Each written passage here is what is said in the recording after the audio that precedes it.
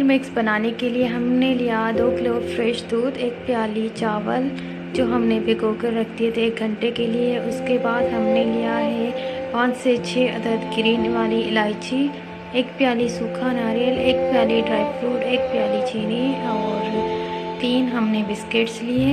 ये ऑप्शनल है, आप इसकी जगह एवरीडे भी डाल सकते हैं। मेरे पास एवरीडे नहीं था ये बिस्किट।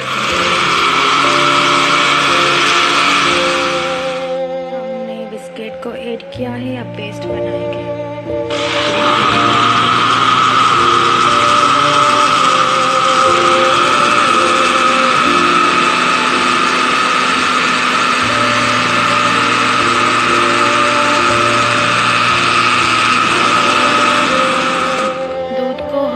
चूल्हे पर रख दिया है, उसमें इलायची डाल दी है, अब मिक्स करेंगे।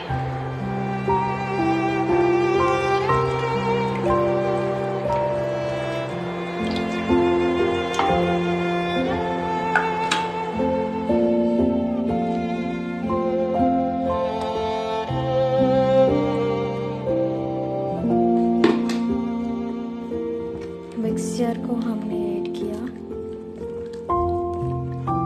अच्छी तरह से मिक्स करेंगे।